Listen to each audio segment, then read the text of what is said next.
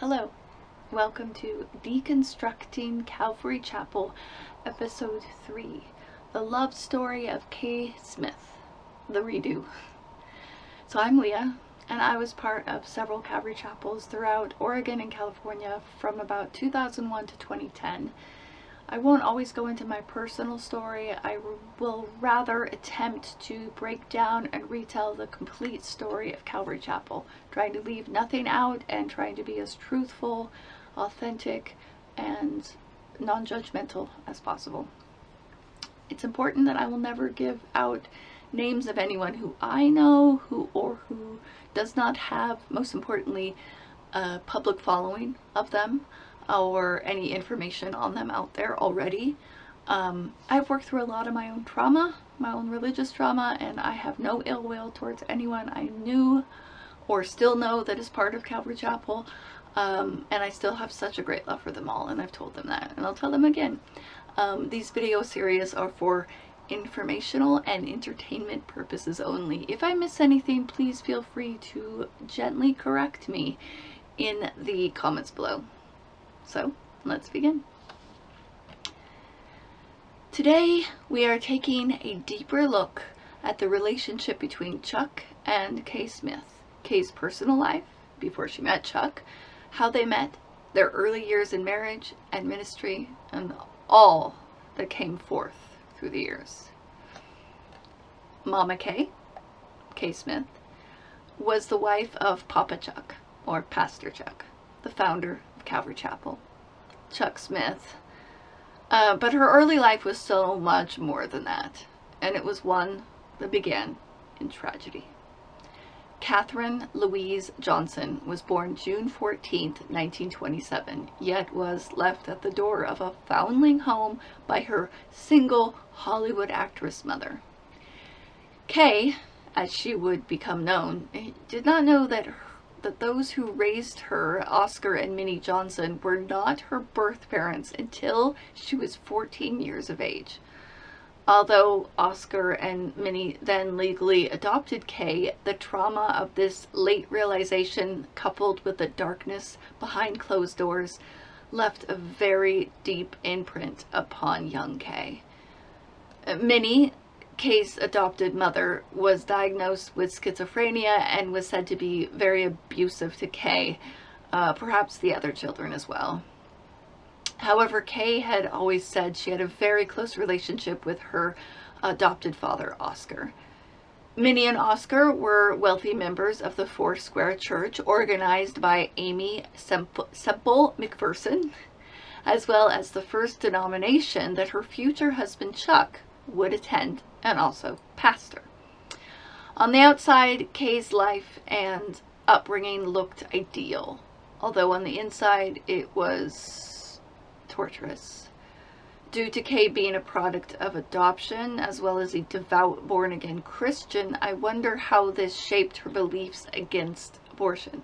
Perhaps it heightened the notion that every child is sacred unto the Lord, and that no matter their earthly situation, God will make it work right in the end, so don't kill babies in vitro kind of thing. Upon enrolling for college at Life Bible College, Kay met her future husband, one Charles Chuck Smith, at a baseball game, and they would marry a mere 6 weeks after dating. No sex before marriage is easy to say, but difficult to do in practice when the hormones are raging from 20-somethings infatuated. Just for a way of introduction, my name is Vanessa, and I am one of the grandkids of Pastor Chuck and Kay Smith. And this is... I'm Annalie, and I am one of the great-grandkids of Pastor Chuck and Kay Smith. But what for you guys to know, my grandparents were born in 1927. They're only 2 weeks apart from each other, so that was kind of cute. And do you know who was older? Grandma Kay. Yeah. It's always been the joke that she married a younger man. Yes, she did. By 2 weeks. So they're 2 weeks apart, and yes, Grandma married a younger man. And she always called him her boyfriend. I love that. They loved each other, and they met and married in 6 weeks. Wow. And they Very just quickly. knew they were meant for each other, and that's a cute story in themselves. Kay and Chuck would have 4 children: Jeanette, Jeffrey, Chuck Jr., and Cheryl. It is said that due to Kay's tumultuous upbringing, she had difficulty showing emotion, yet she did her utmost best to ensure the children never felt the kind of insecurity and anxiety she had felt growing up. Early in their marriage, they would take up ministry in Arizona, where they would have much difficulty working as church planters. They would move back to Southern California, where Chuck found work at an independent-based church that was thriving.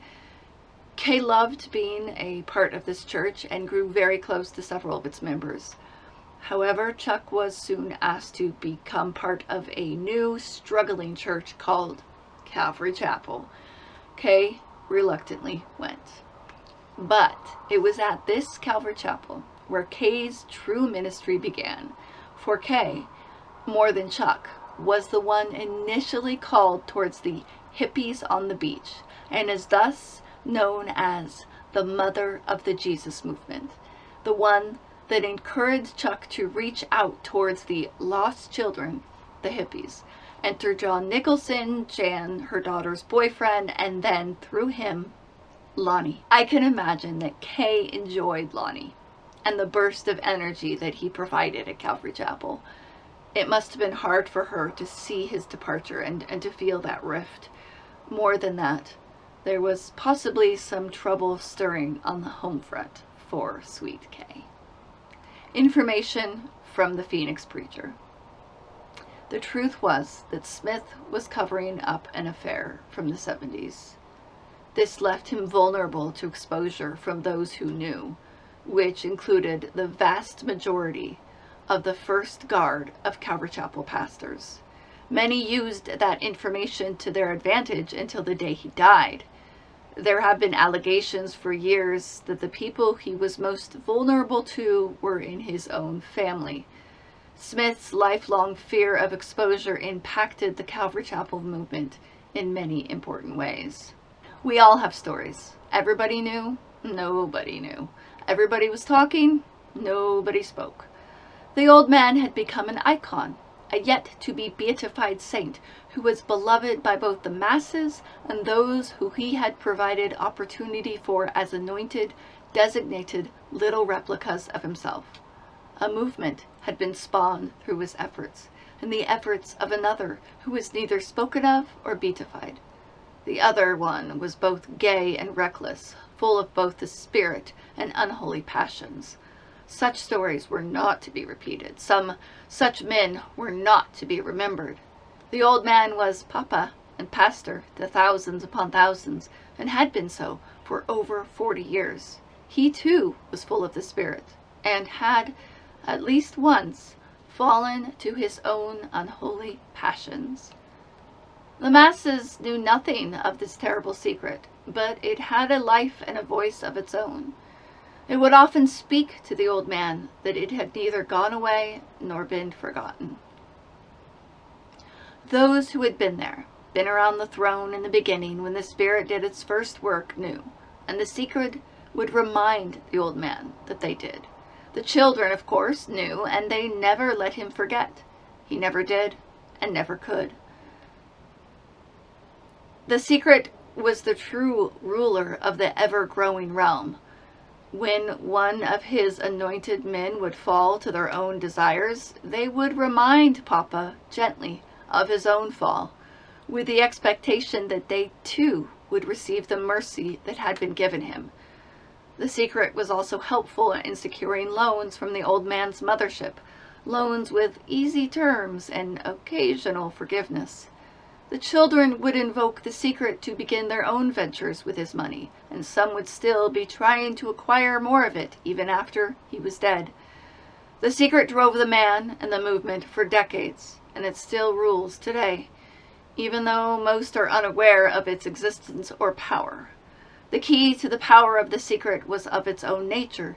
If many knew, or God forbid the public found it out, the secret would lose the power it granted those in the know to use it for their own ends. If the old man were to be sprung from the captivity of his self-imposed prison by the truth, He might expose everyone the secret had granted clemency to. Worse, the cash flow would dry up, both from the true believers that supported them and from the old man's loan fund. A new rule must be made, a new custom enforced. It would come to be known as the no-talk rule. That was to be my way of informing the world that Chuck Smith had, at least one, moral failure in his past. The story of Calvary Chapel cannot be told without both acknowledging this and acknowledging that the attempt to keep it secret colored the ecclesiology, doctrine, and history of the movement. Smith told Christianity Today in 2007, Smith says he practices restoration and that pastors who have been restored to ministry after sexual sin have gone on to run successful ministries. If they repent, we do seek to restore in a spirit of meekness, considering ourselves lest we be tempted. Smith says we feel that we have a biblical basis for doing so. If pastors repent and enter counseling, Smith says they should not be forced to leave the pulpit permanently. I can tell you of many ministers, great ministers, whom we've been in the process of helping restore, and fortunately the problems never became public, and so people are not even aware of them. I feel that that's an honor to God. He spoke from his own experience.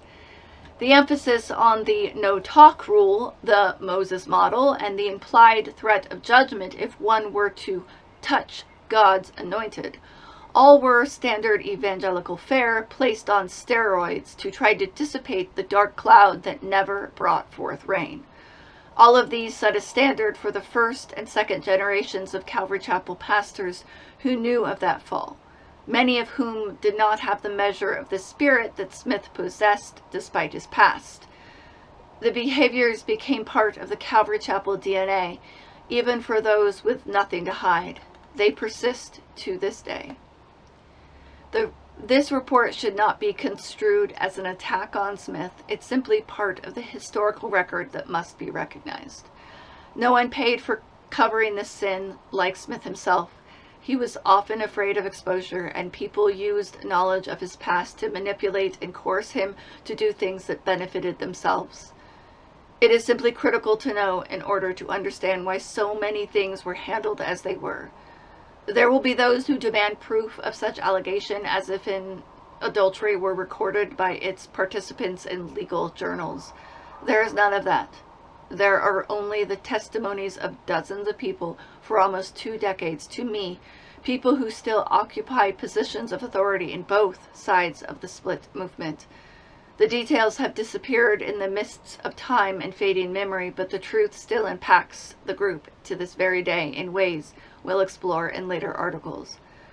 There is another thing which cannot be overlooked or minimized, that being that despite what is known about Chuck Smith, he was God's chosen man to lead this revival and the institution that arose out of it. God is not afraid of paradox or a paradoxal people. They are what he has to work with. So yes, it is believed that Kay's beloved husband had an affair for 2 years during the 70s. In a misogynistic worldview like Calvary Chapel, where divorce is never an option and the husband is the head of the household, Kay had no choice but to forgive and move forward, or go against her beliefs. Calvary Chapel often quotes Ephesians 5:22 through 23, "Wives, submit yourselves to your own husbands as you do to the Lord. For the husband is the head of the wife, as Christ is the head of the church, his body, of which he is the Savior. Now as the church submits to Christ, so also wives should submit to their husbands in everything." Not that this account relates directly to Kay, but I have a dear friend who was counseled by her pastor's wife that the church was against antidepressants, and she was told by the pastor's wife to submit unconditionally to her abusive husband. In addition, Calvary Chapel follows the Moses model of church leadership. The Moses model, or Moses principle, sometimes called the Moses-Aaron leadership style, is a church leadership structure based on the example of Moses' leadership in the Old Testament. The Moses model could be considered a pastor role or elder rule style of church polity, but it is definitely not congregational rule. The Moses model is usually associated with the Calvary Chapel denomination. In the theocracy that God established in the Old Testament, Moses was in charge. He listened to God and relayed God's message to the people under him. Moses explains his role in Exodus 18:15 through 16. The people come to me to seek God's will. Whenever they have a dispute, it is brought to me, and I decide between the parties and inform them of God's decrees and instructions. Moses was the spokesman for God, the teacher of the law, and the intercessor between the children of Israel and God.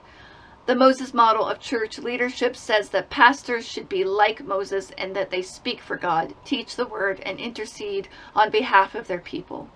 The pastor listens to Jesus and leads the church accordingly. The Moses model also calls for a board of elders in the church.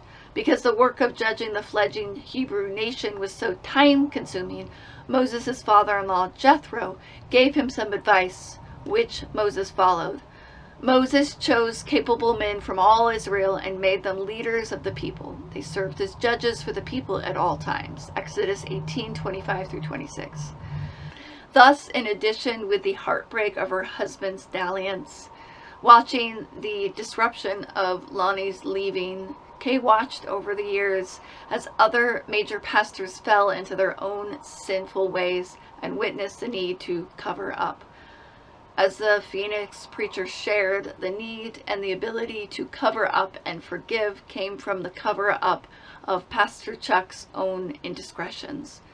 Throughout the history of Calvary, this covering up became rampant. Not admitting to one led to the need to continue, thus always forward. The turtles piled one upon the other, go all the way down. The sweater wound so tightly with hopes of the thread never being pulled.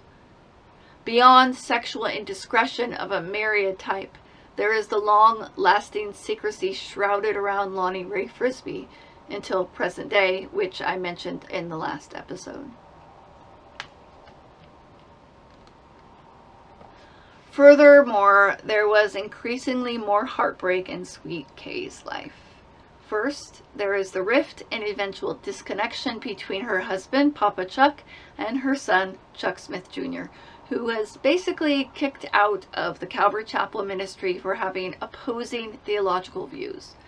From an article written on September 9th, 2006, written by Christopher Goffard from the Los Angeles Times, details the unraveling of their personal and professional relationship. Chuck Smith Jr. related. Sprawling as it was, the church his father had built, the place that once embraced a generation of hippies and helped change the way many Americans worshipped, had little room for him. Even when I speak, some of what I say is opinion and confusion and error, says Smith Jr., 55, who wears shorts and flip-flops as he welcomes a visitor to his church. I'm more in a place of learning than I am in a place of certainty. He grew up a true believer in his father's Pentecostal world, a world that could tilt and slide him into hell at any moment, or end with the thunderclap of doom. His earliest memories involve an overpowering sense of sin. You can never be good enough if you're Pentecostal or if you're fundamentalist, Smith Jr. said. Jesus may even be upset if you didn't make your bed or brush your teeth.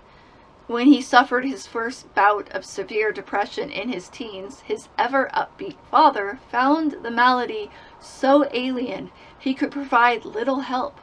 If you're sad all the time, he told his son, you won't have many friends. Dad, for his part, was reshaping American Christianity. He opened the first non-denominational Calvary Chapel in Costa Mesa lot with 25 congregants in 1965. Soon he became famous as the pastor who threw open his doors to the ragged counterculture and baptized thousands below the ocean cliffs of Corona del Mar. He became Papa Chuck, the smiling man in the Hawaiian shirt, a staunch but benevolent spiritual father to a generation of hippies, dropouts, and drug casualties. To his older son, he was elusive. He wasn't present emotionally, even if he was present physically. To hear him speak, you just get the impression that this is such a warm and intimate person, but the closer you got to him, the more you realize he really didn't have those intimacy skills. Chuck Smith Jr. initially followed his father as a head pastor of Calvary Chapel, but increasingly their views diverged. Chuck Smith Jr. became disillusioned on the notion of the rapture, the belief that in an instant Jesus will return and sweep all the faithful up with him, as well the fire and brimstone view of hell and damnation. In the 1980s, Smith Jr. turned away from the bigotry of homophobia of his father's beliefs and began embracing the gay community, even appearing in the documentary on Lonnie Frisbee, in which he spoke against the saying that all were welcome at Calvary Chapel. Unless you're gay, he quipped. In addition, he spoke openly about his lifelong battle with depression, especially in 1993 during his divorce from his first wife. Divorce is not allowed within the worldview of Calvary Chapel. Chuck Smith Jr. would retire from his church, Capo Beach Church, by 2006 and would be taken over by a son of another famous Calvary Chapel royal family, Peter John Corson. Oh yes, they get an episode or 2 or 3 or 4 or 5 or whatever coming soon. Despite leaving on bad terms, Chuck Smith Jr. maintained the relationship between him and his parents became stronger for the leaving, and he still holds a deep love and appreciation for them. Kay's oldest daughter, Jeanette, married Gregory Manderson in 1974, and together they had 4 children. However, in December of 2005, Jeanette's husband passed away of a brain tumor. Parents should never see their children or children-in-law die before they go. I feel for Kay in that regard, and of course for Jeanette and for her children. In early 2011, Papa Chuck was diagnosed with lung cancer. No, he didn't smoke. The illness was kept fairly secret for a few years. He would die on October 13th, 2013 at 86 years old. At that time, Kay Smith was already suffering from dementia. A battle between the children of Chuck and Kay broke out after his death that spilled over into the legal realm. Spearheaded by daughter Jeanette, a lawsuit was filed alleging that the board of Calvary Chapel Costa Mesa and his son-in-law, Brian Broderson, hastened the death of Chuck Smith by neglecting to call for medical help until it was too late, and bullying a weakened Smith into giving them control of the multi-million-dollar church. It is important to note that Brian Broderson is married to Kay's youngest daughter, Cheryl, and that the majority of the lawsuit is leveled at Brian Broderson. The lawsuit states that when paramedics were called, Chuck Smith could have been saved, or at least had more comfort for his passing. In addition, it is alleged that Chuck Smith's body had numerous unexplained marks found during an autopsy, including many needle marks in his arms. Furthermore, it states that Chuck Smith was bullied into changing his $1 million life insurance policy to the church instead of his family. It is important to note that Chuck Smith Jr. believes this lawsuit to be unfounded. I thought it was important that after silence for about a year since my brother's death, it's been a little over a year, I felt the need of speaking out and telling people about the last 2 months I spent with my brother, about the various things we discussed at that late date in his life when he knew that Calvary needed someone who could teach the Word, the inerrant Word of God, verse by verse, as he had done through the years. He realized his health issue was leaving fast. He was hopeful, and I told him, Chuck, it's time for you to do something. And so now, here we are, and our need is to have control of my brother Chuck's intellectual property because of the way they're attempting to change that. And those are the discussions that my brother and I had for 2 months before he passed. He had fixed me an office. He provided a bedroom for me in his home. And Chuck would usually get up about 4 o'clock in the morning. And we would go into his office, and that was my signal. I would be awakened at the same time, and we would go in, kick back in lazy chairs, and just discuss the future of Calvary and the problem of just anybody trying to take over Calvary Chapel of Costa Mesa. And that was my brother's big concern for bringing me down to Costa Mesa.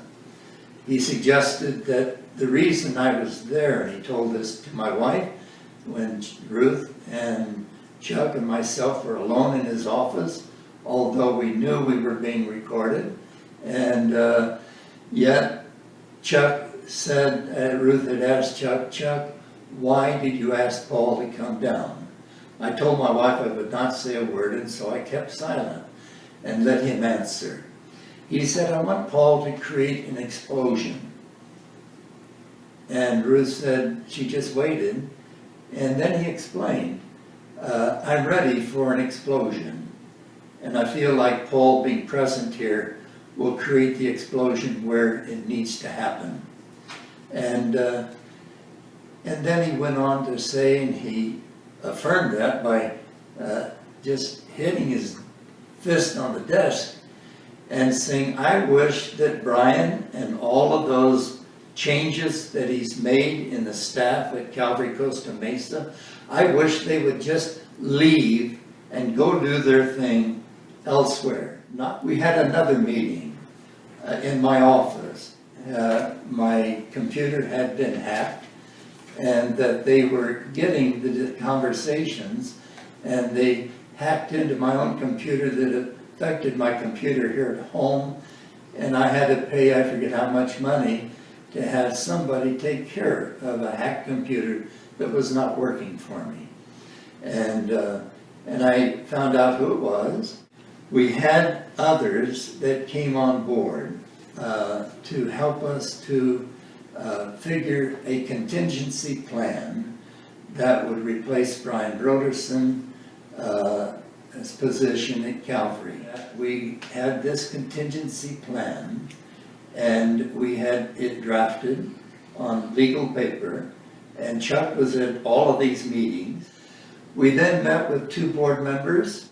In the documents that Chuck had in order to present his position concerning Brian and Cheryl, that they were not the persons to take the place of Calvary. For Brian and Cheryl just to leave and go do what they had to do somewhere else. Kay was the one who was most adamant about Brian and Cheryl. They hate too many people to continue pastoring Calvary Chapel.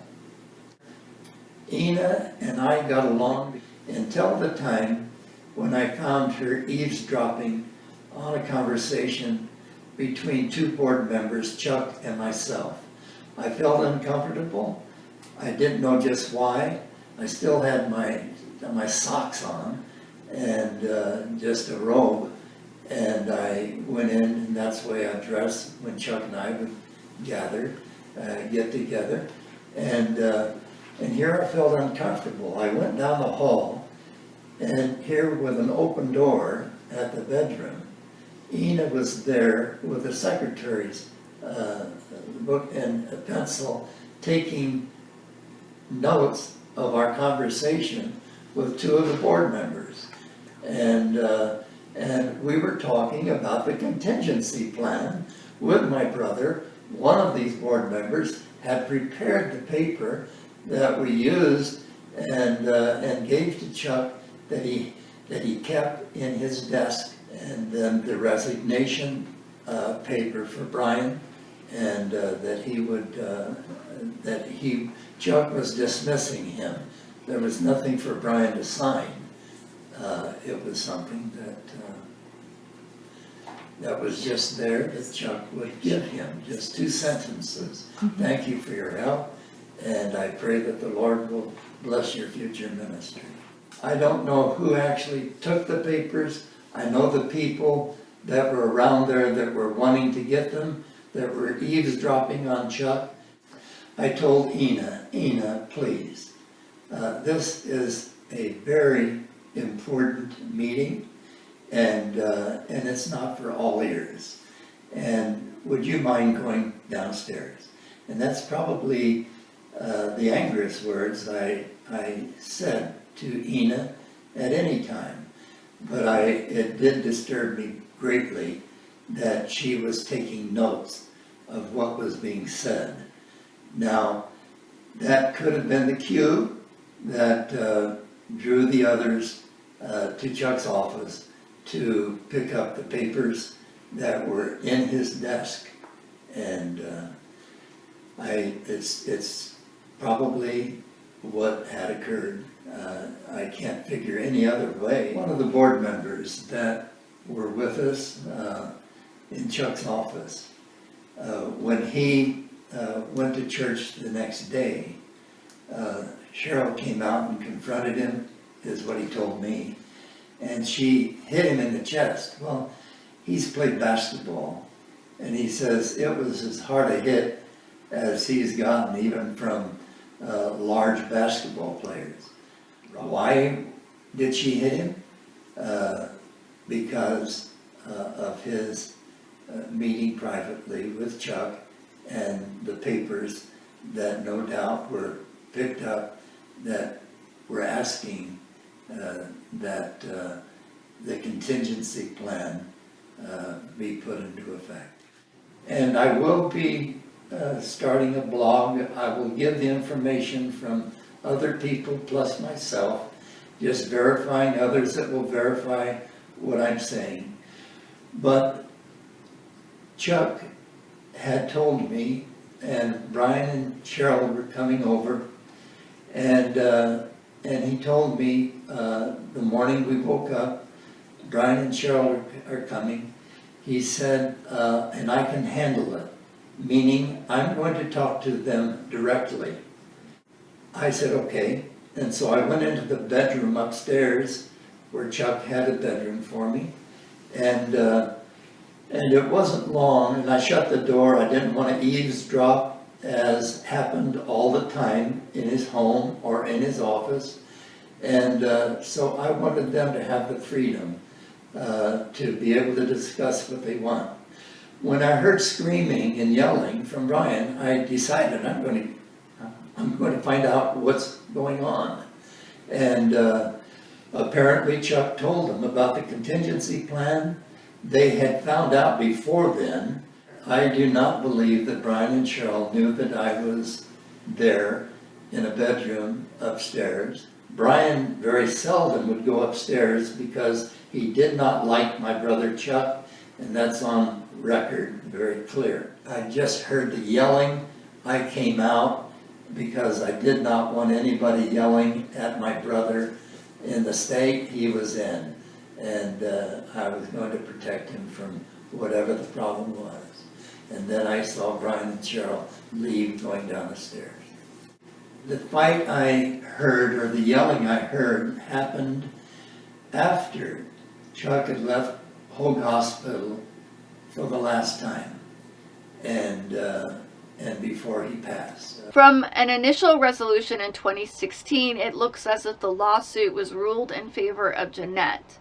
That same year, Brian Broderson, who was thought to have installed himself as senior pastor of Calvary Chapel Costa Mesa, resigned from Calvary Chapel Association, a council of head pastors founded by Chuck Smith, to found his own Calvary Chapel Global Network, citing irrevocable differences of alleged theoretical beliefs and an inability to work cooperatively.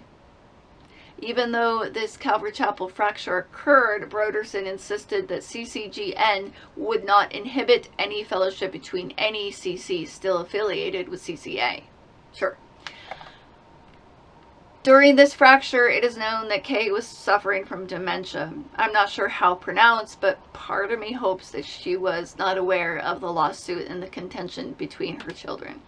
She died at the age of 94 in 2021.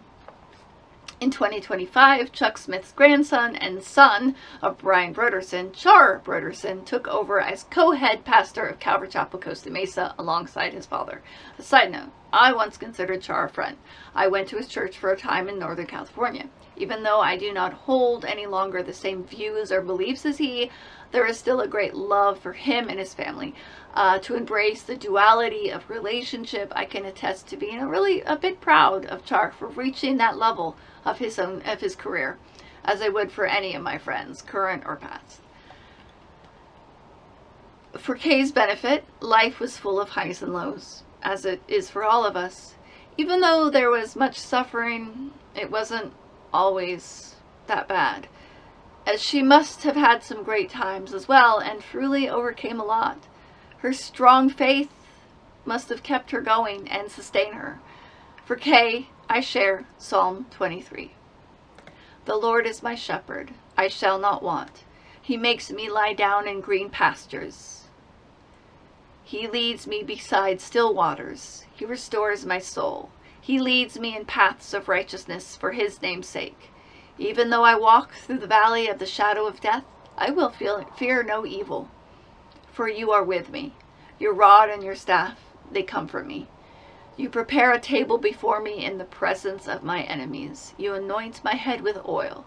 My cup overflows. Surely goodness and mercy shall follow me all the days of my life, and I shall dwell in the house of the Lord forever.